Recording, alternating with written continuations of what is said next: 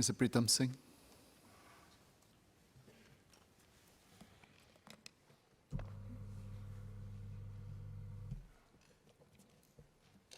In his budget speech, the finance minister spoke of three major shifts in the coming decade.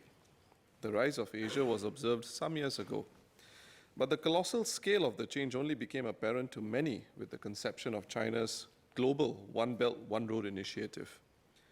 Technological disruption is mind-blowing, if not downright terrifying for some.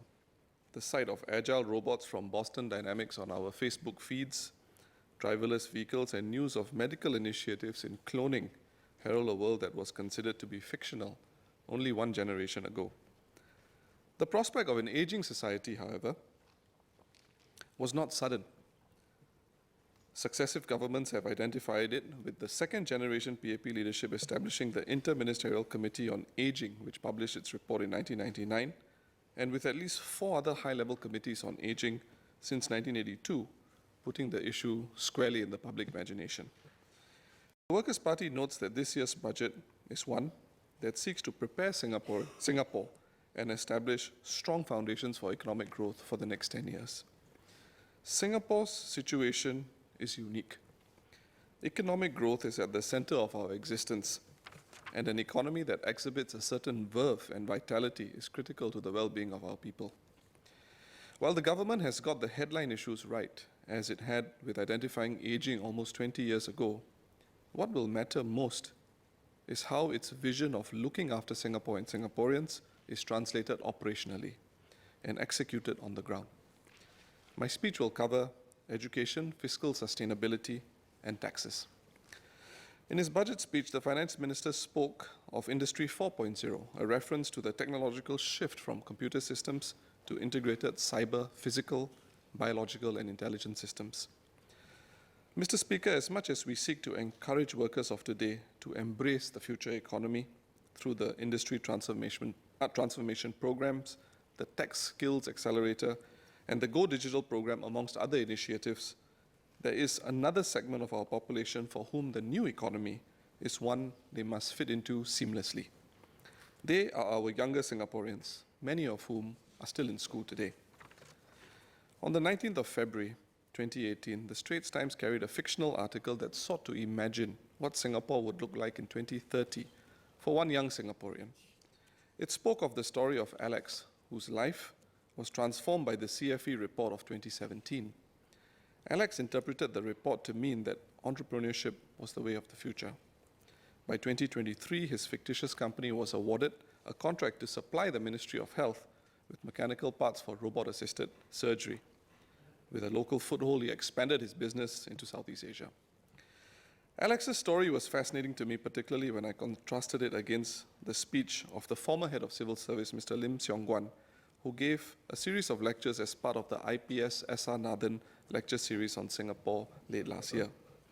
Most striking was Mr. Lim's observation of how we in Singapore pile accolades on those who reach the pinnacle of success, with others often remaining unnoticed and unmentioned. The call for innovation, a central pillar in this year's budget, requires, in Mr. Lim's view, for our people to try more and fail, and to be recognized not only for their success, but their effort, and to be proud of trying their best in exercising their talents and abilities. In a second, equally compelling and parallel anecdote, Mr. Lim spoke about how Israeli mothers in the past wished their children to be doctors and lawyers. Fast forward 20 years, and this scenario has apparently changed completely, with Israeli mothers wishing their children to be CEOs of startups. The situation is similar in Estonia and Finland. In Mr. Lim's words, Singapore has to get there and be exceptional in our own way. I have my doubts about whether Alex's parents are ready for him to forget how they changed addresses to get him enrolled into a better school before he entered primary 1, and how they spent thousands of dollars in tuition fees so that he would be streamed for the best outcomes to secure a stable and lucrative career. More pointedly, unless Alex comes from a rich family, I'm not sure he would be in a position to give up an education in accountancy in favor of entrepreneurships, given our cultural biases to what qualifies as a good job, a good school, a good university, or a good career. Mr. Speaker, ensuring the readiness of the education system to drive future economic growth is a critical strategy that we cannot afford to overlook. Only last month, the Minister of Education in charge of higher education shared that the government is examining how it can better design the learning landscape so as to ensure that opportunities are available for Singaporeans to succeed in life. However, the Minister said that this endeavour may take a generation. Without a doubt, the education system has progressively evolved for the better. But do we have the luxury of time to undertake its transformation for the new economy, a transformation that is arguably as urgent as the economic transformation we desire? With our people as the only natural resource, we must begin from the starting point that each and every one of our students, each and every one of them, regardless of race, language, or religion, can not just succeed, but excel in the economy of tomorrow. The focus cannot be on acing examinations alone as a means of securing a child's future, as it is overwhelmingly the case today. Even as our education system has correctly made adjustments to allow for a minority of students to benefit from aptitude-based entry points across the education system, this may not be enough. In fact, we continue to have a tuition culture which is a billion-dollar industry in Singapore, or at least alleged to be a billion-dollar industry in Singapore. There are no evident signs of this tuition culture abating. Even PAP MPs have raised questions in this House about stress and anxiety levels in our students. Parents naturally equate poor PSLE results with the relatively poorer opportunities and outcomes for their children in secondary school. They fear that poor PSLE results will evince a bleak future, with their children condemned to schools dominated by problematic students who, in their estimation, do not like to study or cannot communicate well, hence setting their own children up for mediocrity. Such fears, amongst others, correct or not, drive the tuition industry and the stress both in parents and by extension in students. Mr. Speaker, it will take a radical move to energize the cultural shift needed to change mindsets about tuition and early streaming among all stakeholders, particularly parents. But there is another downside, and a very important one, that requires us to hasten educational transformation. Streaming and ranking serve to reinforce the inequality the Finance Minister warned about in his budget speech. This is particularly since our educational culture is weighted in favor of parents with means, and naturally so, and those who can pile on enrichment classes and tuition, and even consider paying educational professionals to work out long-term strategies to game direct school admission exercises. The government has previously looked at broad-based schemes like the Productivity and Innovation Credit to drive productivity, only to shift now to more targeted measures for specific industries through the ITMs. In similar vein, the government should start identifying the specific policy changes needed to alter behavior and drive cultural change in favor of learning. The time has come to squarely look at our tuition culture and, ironically, how it may actually be holding us back rather than spurring and motivating our students in a healthy manner. The tuition industry is an important stakeholder in this undertaking. Rather than spend time and money on tuition, would our students not be better served by an education in various regional languages, more debates, better communication skills, financial literacy, problem solving and negotiation, and on field trips rather than cramming model answers and methodologies for exam-based outcomes, only for them to be forgotten very quickly thereafter? How critical is streaming and even the PSLE examinations for success in life in the future economy? If it is not critical, are there persuasive arguments that remain for their continued existence? The need of the hour today is different from that of the past. A radical shift in direction needs to take place to set up our future generation of workers and employees for the future economy. Alex's plans to become a successful entrepreneur with an appetite for risk and for his story and Singapore's economic future not to be a fictional one depend on it. Mr. Speaker, from a citizen perspective, making deeper inquiries of the government's budget is no less important than acquiring deep skills for the future economy. Some very important and healthy conversations are taking place within our society about social protection and the size and use of our reserves, estimated in the Straits Times last week to be in excess of $1 trillion. I say that again, in excess of $1 trillion. How much of it do we need to protect the Singapore dollar from currency speculators is a valid question, given that yearly revenue from land sales alone ensures that our reserves continue to grow in size. Some arguments have been made in public for the net investment returns contribution to be increased to 60% to stave off a GST hike. Similarly, there have been calls to consider only a temporary increase in NIRC to fund non-recurrent, lumpy infrastructure investments such as the high-speed rail, new MRT lines, and the Changi T5 terminal. After such infrastructure has been completed, the NIRC can return to 50%, and some portion of the revenue earned from such infrastructure can also be returned to the reserves. Such proposals leave more scope for the government to hold back from increasing regressive taxes like the GST, which also hit middle-income Singaporeans with young children and elderly parents the hardest, mainly because offset packages announced by the government inherently target the low-income and needy more, and correctly so. In his budget speech, the finance minister made a fundamental distinction to set out the government's thinking on recurrent spending which directly benefits current generations, and that the responsible way to pay for such expenditure is through taxation. However, it is no secret that Singapore's approach to budgeting is highly conservative, with land sales excluded from the government's income. Even as more resources are required to take care of our elderly population through to 2030 and beyond, reasonable Singaporeans take the view that there is scope to consider how elderly Singaporeans can be better protected in their twilight years, with the burden of additional taxes like the GST held off for as long as possible. One novel, if not relatively radical approach in view of the current orthodoxy, is to reconsider the role land sales can play in recurrent spending. The government is by far and away the largest land owner in Singapore. The majority of all land here comprises of 99-year or less than 99-year leasehold properties.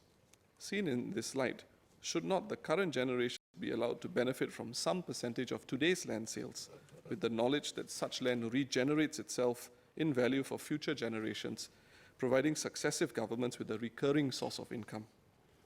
Should Singaporeans who are now expected to live well into their 80s reap more benefit from land sales so as to justify better social protection for them? Even as land is scarce in Singapore, it is also highly valued, with land sales likely to be very healthy in the decades to come, right until our HDB flats run down their leases and well into the second half of the century. As much as the development of the port in Tuas will cost money, the move of port facilities from Tanjong Pagar will free up prime and valuable waterfront land, where the current prime and valuable waterfront land adjacent to Shenton Way. After 2035, a massive tract of land where the current Paya Lebar Airport sits, massive by Singapore standards at least, will be available for sale to the government of the day. In between, the government as the largest landowner has many sites open for development that will ensure progressively steady growth of the reserves for the foreseeable future. On the government's Factually website, the argument against including land sales for budgetary spending is two-pronged, apart from constitutional restrictions. Firstly, excluding land sales prevents the government from unnecessarily selling land to meet expenditure needs. However, this argument can potentially be addressed with a cap on spending revenue from land sales. For example, not more than 20% of the value of average land sales over 20 years, or 20% of land sales for that year, whichever is lower. This would give no good reason for an ill-advised government to ramp up land sales when in government to increase its own income. The second argument on the Factually website posits that income from land sales are invested and are already available to the government for spending through the NIRC framework. While this is a stronger argument and certainly true, not commingling the income from land sales with other reserves for investment also brings with it the prospect of greater transparency to the public and of mitigating the consequences of poor investment decisions, most dramatically highlighted by the GIC's partial divestment of its stake in UBS and losing billions in the process as reported last year. Mr. Speaker, the Workers' Party is open-minded about looking at different modalities of funding future budgets with a view to strengthening social protection frameworks. This also promotes a healthier discussion of fiscal issues amongst our population.